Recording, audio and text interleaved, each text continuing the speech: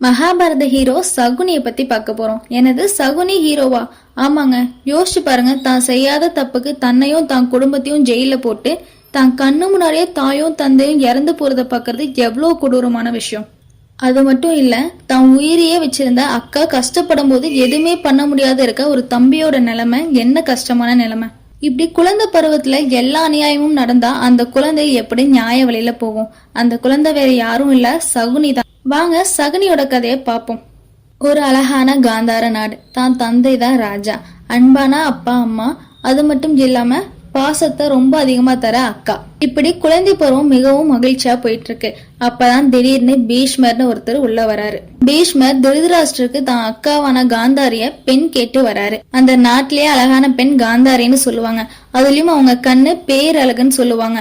அப்படிப்பட்ட காந்தாரிய கண் பார்வையற்ற திருதராஷ்டிரனுக்கு எப்படி கல்யாணம் பண்ணி தர முடியும்? இது அவங்க குடும்பத்துல யாருக்குமே இஷ்டம் இல்ல, காந்தாரி உட்பட. ஆனா பீஷ்மர் எதுக்குற அளவுக்கு காந்தார நாடு ஒன்றும் பெரிய நாடு இல்ல. பீஷ்மர் கண்ணசைச்சாவே காந்தார நாடு காணாம போயிரும். இப்படி இருக்கும்போது வேற வழியே இல்லாம சம்மதம் தெரிவிக்கிறாங்க. காந்தாரி அலறத தான் கண்ணு முன்னாடியே தம்பியான சகுனி பாத்துட்டு இருக்காரு. சம்மதம் தெரிவிச்ச அப்புறம் ஜாதகம் பாக்குறாங்க. அப்பதான் தெரிய வருது காந்தாரிக்கு ஒரு தோஷம் இருக்குன்னு. காந்தாரியோட முதல் கணவன் இறந்துருவார்னு. அதனால என்ன பண்றாங்கன்னா, ஒரு ஆடை காந்தாரிக்கு கல்யாணம் பண்ணி வச்சு அந்த ஆடை கொன்னுடுறாங்க. இது யாருக்கும் தெரியாம அந்த குடும்பம் பார்த்துக்குது. கல்யாணம் ஆனதுக்கு அப்புறம் தான் பீஷ்மருக்கு தெரிய வருது. பீஷ்மருக்கு தெரிய வந்ததும் ரொம்பவே கோபப்படுறாரு. காரணம், ஒரு விதவையை போய் திருதராஷ்டிரனுக்கு கல்யாணம் பண்ணி வச்சிட்டோமேனு. அது மட்டும் இல்லாம இது வெளியே தெரிஞ்சா சந்திர வம்சத்துக்கே ஒரு கௌரவ குறைச்சலா இருக்கும்னு அந்த குடும்பத்தையே ஜெயில போட்டுறாங்க, காந்தாரிய தவிர.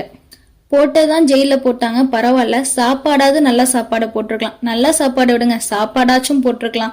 ஆனா என்ன பண்ணாங்கன்னா, ஒரு நாளுக்கே ஒரே ஒரு கைப்பிடி அரிசி மட்டும் ஒரு ஆளுக்கு தராங்க. அது எப்படி பத்தும்?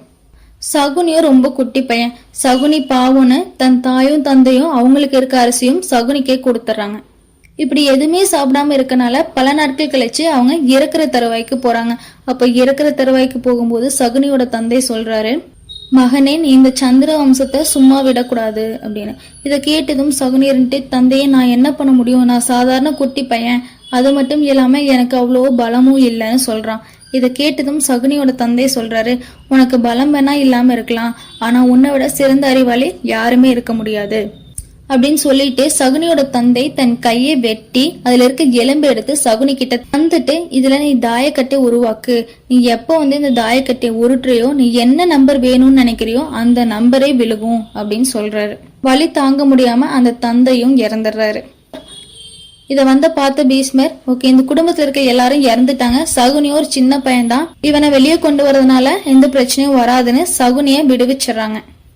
தான் தாயும் தந்தையும் கொன்ன பீஷ்மரை சும்மா விடக்கூடாது, அவரை நேசிக்கிற அந்த சந்திர வம்சத்தையும் விடக்கூடாது, தான் தாயும் தந்தையும் இறந்த வழிய மறக்க கூடாதுன்னு அவரோட காலை எடுத்து அவரே குத்திக்கிறாரு. அதனால பயங்கர வலியும் அவரோட காலும் ஊனமாகுது. இது எப்பெல்லாம் அவர் நடக்க முடியாம கஷ்டப்படுறாரோ அப்பெல்லாம் இந்த வலி ஞாபகம் வரணும்னு அவர் நினைக்கிறாரு. சகுனிக்கு பாண்டவர்கள் மேல கோபம் இல்ல, முழு சந்திர வம்சத்தையே அழிக்கணுங்கிறதான் சகுனியோட எண்ணம்.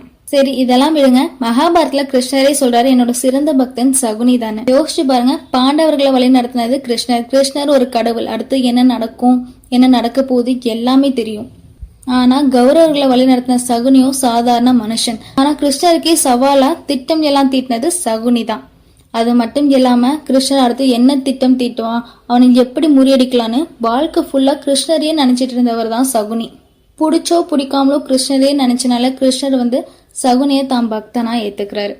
உங்களுக்கு சகுனி பிடிக்குமா இல்லையான்னு கமெண்ட்ல சொல்லுங்க. மகாபாரதம் பிடிச்சா லைக் பண்ணுங்க, ரொம்ப பிடிக்கும்னா சப்ஸ்கிரைப் பண்ணுங்க.